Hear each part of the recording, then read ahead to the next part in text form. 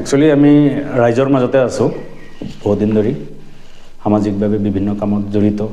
তাৰপিছত ৰাইজৰ দলৰ যোগদান কৰাৰ পিছত আৰু এই সামাজিক যিটো দায়বদ্ধতা সেইটো বাঢ়ি গৈছে আৰু ৰাইজৰ দলৰ ওপৰত চিচিবগা সমষ্টিৰ বাকী ৰাইজে আস্থা ৰাখিছে, এইটো অনুভৱ হৈছে। ক'ব লাগিব বিভিন্ন জাতি জনগোষ্ঠীৰে পূৰ্ণ চিচিবগা বিধানসভা সমষ্টি। সমাজৰ ক্ষেত্ৰত সামাজিক কেনে পৰিকল্পনা লৈ আপুনি 2026 চনৰ নিৰ্বাচনত প্ৰতিদ্বন্দ্বিতা আগবঢ়াম বুলি ভাবিছে?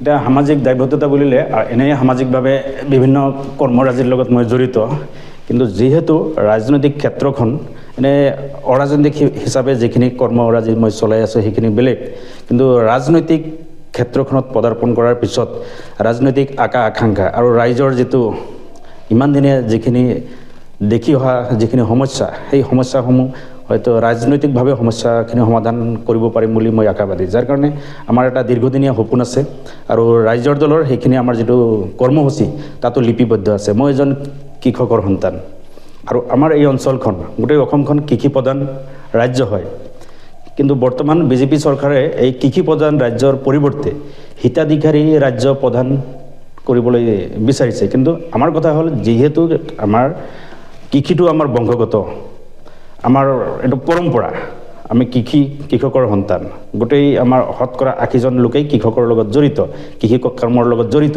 আৰু আমাৰ এই অঞ্চলৰ মাটিত যিকোনো ধৰণৰ শাক পাচলি হয়, ধানটো হয়, ধানৰ লগত জলকীয়া, বিলাহী, আলু, পিঁয়াজ, টমাটৰ কি নহয় সকলো হয়। কিন্তু সকলো হোৱাৰ পিছতো এই অঞ্চলৰ শিক্ষিত যুৱক যুৱতীসকল কৃষি কৰ্মৰ প্ৰতি অনীহা।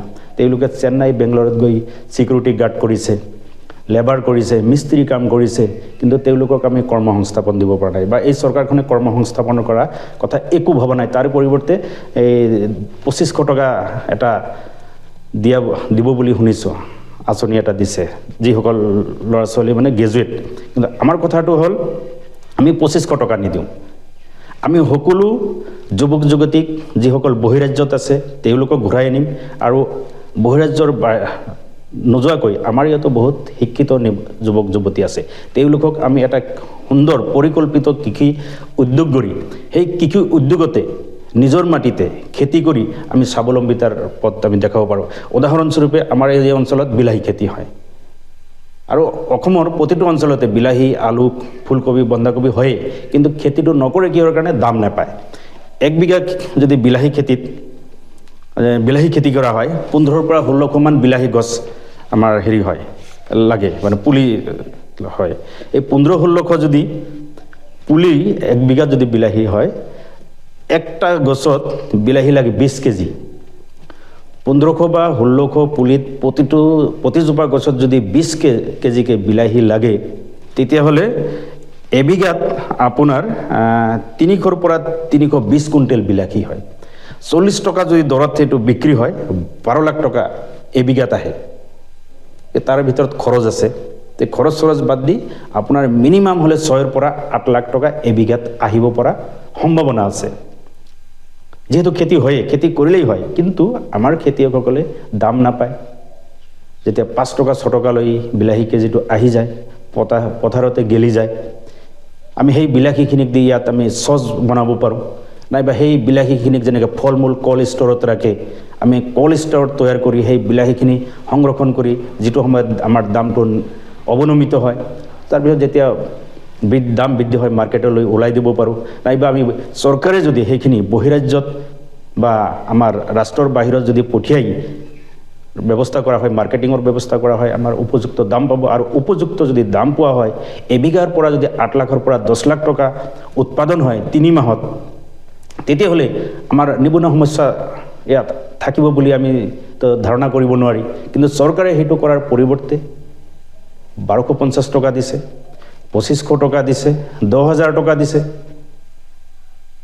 1250 টকা এইটো 3 মাহৰ মোবাইল ৰিচাৰ্জ, সেনেকুৱা কথাটো। গতিকে আমাৰ এই কৃষি উদ্যোগৰ ওপৰত আমাৰ বিশেষকৈ আমি ৰাখিছোঁ যে কৃষি উদ্যোগৰ জৰিয়তে আমাৰ অসমখনত এটা বৈপ্লৱিক পৰিৱৰ্তন আনিম। আৰু 26ৰ নিৰ্বাচনৰ যদি ৰাইজৰ দলে, আমিতো চৰকাৰ গঠন কৰিব নোৱাৰোঁ, যদি চৰকাৰ গঠনত অংশীদাৰ হওঁ আমি 6 মাহৰ ভিতৰত এটা বৈপ্লৱিক পৰিৱৰ্তন আনিম আৰু সকলো ল'ৰা ছোৱালী আমি বহিৰাজ্যৰ পৰা অসমলৈ ঘূৰাই অনাৰ ব্যৱস্থা কৰিম। বিশেষকৈ ক'ব লাগিব বিভিন্ন ৰাজনৈতিক দলবোৰে তেওঁলোকৰ নিজ নিজ প্ৰাৰ্থী প্ৰক্ষেপ কৰাৰ সময় আহি পৰিছে। বিশেষকৈ ৰাইজৰ দললৈ আপুনি প্ৰক্ষেপিত কৰাৰ কথা এটা চৰ্চাত আছে, এয়া কিমান দূৰ সঁচা আৰু আপুনি কেনেদৰে পৰিকল্পনা হাতত লৈছে? একচুৱেলি মই প্ৰাৰ্থী হিচাপে নিজকে ভবা নাই আৰু সেইটো দলৰ সিদ্ধান্ত, কিন্তু মই ৰাইজৰ মাজত মই নিজৰ দলীয় কৰ্মসূচীবোৰ মই এনেকৈ প্ৰকাশ কৰি আছোঁ আৰু যিখিনি আমাৰ দলীয় কৰ্মসূচী সেইখিনিহে প্ৰকাশ কৰি আছোঁ। আমি এতিয়া প্ৰাৰ্থী হিচাপে ক'তো মই মিটিং বা এনেকুৱা সভা বা এনেকুৱা প্ৰচাৰ চলোৱা নাই আৰু এইটো দলৰ ওপৰত নিৰ্ভৰ কৰিব বা আৰু ৰাইজৰ সঁহাৰিৰ ওপৰতে দলে, যিহেতু দলটো ৰাইজৰ সঁহাৰিৰ ওপৰতে দলে সিদ্ধান্ত ল'ব। বিশেষকৈ শাসকীয় বিজেপি চৰকাৰৰ কাৰ্যকালত বিশেষকৈ চিচিকৰ্ম সমষ্টিটো উন্নয়নৰ ক্ষেত্ৰত 10ৰ ভিতৰত আপুনি বিজেপি চৰকাৰক আপুনি কিমান নম্বৰ দিব বিচাৰে? নাই, বিজেপি চৰকাৰৰ এটা সময়ত প্ৰাসংগিকতা আছিলে। প্ৰাসংগিকতাটো এইটো, এটা চৰকাৰে আমাৰ ৰাইজে পৰিৱৰ্তন বিচাৰিছিলে যে কংগ্ৰেছ চৰকাৰৰ দুৰ্নীতিত মানুহবোৰ অতিষ্ঠ হৈ সেই চৰকাৰখনৰ পতন বিচাৰিছিলে, মানে পৰিৱৰ্তন এটা বিচাৰিছিলে, যাৰ কাৰণে বিজেপিক আঁকোৱালি লৈছিলে ৰাইজে। কিন্তু বিজেপিৰ সেইটো সময়ৰ যিটো গ্ৰহণযোগ্যতা বৰ্তমান সময়ত গ্ৰহণযোগ্যতা নাই, কাৰণ বিজেপি চৰকাৰে উন্নয়ন বোলা বস্তু একো কৰিব পৰা নাই। মন্ত্ৰী বিধায়কৰকে সম্পত্তিৰ বাঢ়িছে আৰু বাকী ৰাইজ এতিয়া হিতাধিকাৰীত পৰিণত হৈছে।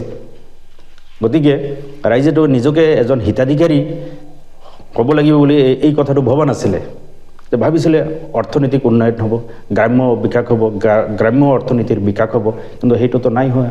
মুষ্টিময় কেইজন ব্যক্তিৰে আমি বিকাশ হৈছে দেখিছোঁ। গতিকে বিজেপিৰ যিটো গ্ৰহণযোগ্যতা বৰ্তমান সময়ত চিচিবৰগাঁও সমষ্টিত বা গোটেই অসমতে বিজেপিৰ যি গ্ৰহণযোগ্যতা সেইটো নাই। কেইজনমান মুষ্টিমেয় ব্যক্তিৰ মাজতে বা ছ'চিয়েল মিডিয়াতে সীমাবদ্ধতা ৰাখিছে আৰু মিডিয়াসমূহতো তেওঁলোকৰ কিছুমান চেনেল তেওঁলোকৰ নিয়ন্ত্ৰণত ৰাখিছে, যাৰ কাৰণে এই মিডিয়াতহে বিজেপিৰ দেখিবলৈ পোৱা গৈছে, কিন্তু ৰাইজৰ মাজত গ্ৰাছৰুটত কিন্তু বিজেপিৰ তেনেকুৱা প্ৰভাৱ নাই। বিশেষকৈ যুৱ সমাজেও ৰাজনীতিত সক্ৰিয় ভূমিকা গ্ৰহণ কৰে। আপুনি চিচিবৰগাঁও সমষ্টিৰ যুৱ সমাজক কি আহ্বান জনাব? যুৱ সমাজক এইটোৱে কওঁ, যিটো আমি যুৱ প্ৰজন্ম, নতুন প্ৰজন্ম, ৰাইজৰ দল এটা নতুন দল, এটা নতুন উদ্যমেৰে আমাৰ যুৱশক্তি আগবাঢ়ি আহিছে। ৰাইজৰ দলত বহুতো যুৱকে যোগদান কৰিছে। গতিকে পৰিৱৰ্তনৰ স্বাৰ্থত যাতে বিহুৰ সময়ত, পূজাৰ সময়ত বহিৰাজ্যলৈ যাব নালাগে, 2500 টকাৰ কাৰণে চৰকাৰৰ ওচৰত এই ফৰ্ম ফিল আপ কৰিব নালাগে, 1250 টকাৰ কাৰণে মেম্বাৰ প্ৰেচিডেণ্টৰ ঘৰলৈ যাতে লাইন পাতিব নালাগে, 5 কেজি চাউলৰ কাৰণে যাতে সমবায় ৰেচন দোকানত গৈ লাইন পাতিব নালাগে, এজন স্বাৱলম্বী এটা পৰিয়াল গঢ় দিয়াৰ স্বাৰ্থত, অৰ্থনৈতিকভাৱে স্বাৱলম্বী এখন দেশ গঢ়াৰ স্বাৰ্থত আমাৰ যুৱকসকলে বিজেপিক এইবাৰ প্ৰত্যাহাৰ কৰাটো মই বিচাৰিছোঁ। এইবাৰ অসমত কিমানটা আসনত আপোনালোকে প্ৰতিদ্বন্দ্বিতা আগবঢ়াব? এইটো এতিয়া যিহেতু বিৰোধী মিত্ৰজোঁট, আমি ঐক্যমতত আছোঁ। এই কথাটো আমাৰ কেন্দ্ৰীয় সমিতিৰ, ময়ো এজন কেন্দ্ৰীয় সমিতিৰ যদিও এইটো আলোচনাৰ ভিতৰত আছে। এই কথাটো মই উল্লেখ কৰিব পৰা ব্যক্তি নহয়, যদিও আমাৰ যথেষ্ট সংখ্যক আমাৰ বিধায়ক থাকিব।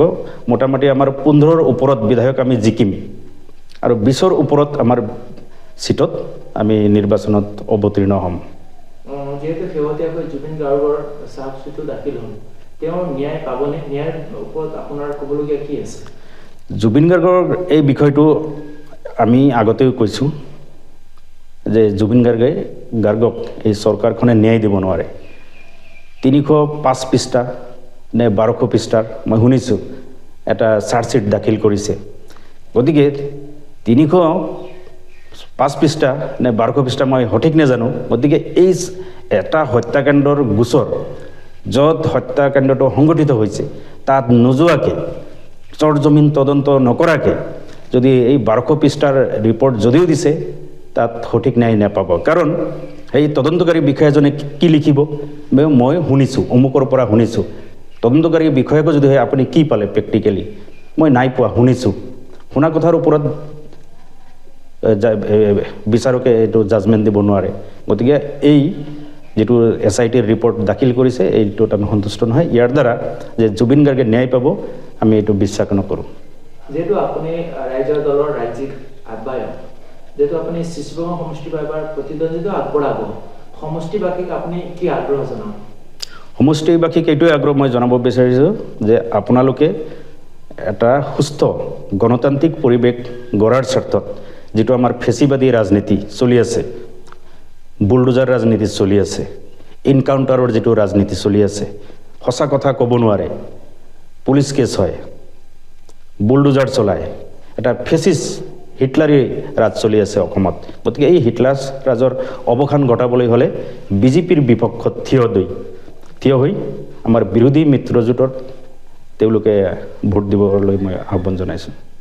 যিকোনো খবৰৰ বাবে যোগাযোগ কৰক 7099017330 লগতে 7099017110 নম্বৰত।